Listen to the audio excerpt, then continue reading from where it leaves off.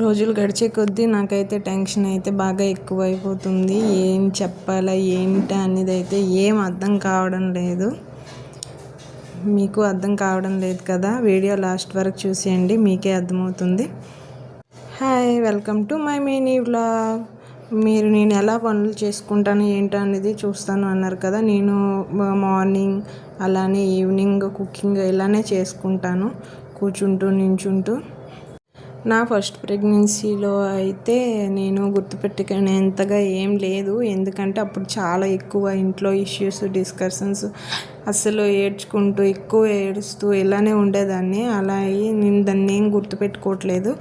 But నాకు మా పాప పుట్టాకైతే చాలా బాగా అనిపించింది. ఎప్పుడు తన ధ్యాసేని మేము ఎక్కువగా మరి రెండో బేబీ గురించి అయితే ఎప్పుడూ ఆలోచించలేదు. ఎప్పుడో తనకేం కొందామా, తనకేం ఎక్కడికి తీసుకువెళ్దామా, లేకపోతే తన ఫ్యూచర్ ఏంటి, ఇదే ఎక్కువగా ఆలోచించాము. మాకు సెకండ్ ప్రెగ్నెన్సీ ప్లానింగే పూర్తిగా లేదు, మాకు ఇంట్రెస్ట్ కూడా లేదు.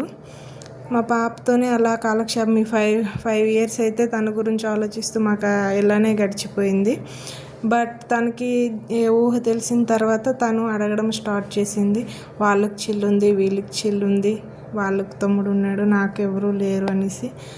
అది నిజమే కదా, ఎవరో ఒకరు తోడుంటే బాగుంటుంది కదా అనేసి అయితే మాకు అప్పుడైతే అనిపించింది. పాపకు కూడా 5 ఇయర్స్ ఎలాగో అయిపోయాయి కదా అనేసి అయితే మేమైతే సెకండ్ బేబీకి అయితే ప్లాన్ చేసాము.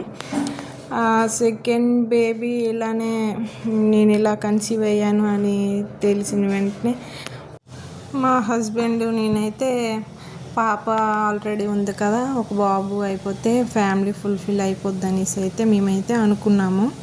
బట్ దేవుడు ఏది ఇస్తే అది, కాకపోతే మన తృప్తి కోసం మనం ఏదో ఒకటి అనుకుంటాం కదా, అది కామన్. అందరూ అలానే అనుకున్నారు, బాబు సరి అయిపోతే బాగుంటుంది అది ఇది అనేసి. బట్ మా పాప మాత్రం చెల్లి కావాలనే పట్టుపడుతుంది. ఇప్పటికైనా సరే చెల్లి చెల్లి చెల్లి అనేసి అంటుంది. తమ్ముడు అంటే వద్దంటుంది. నెక్స్ట్ వీడియోలో చూడండి, పార్ట్ 2.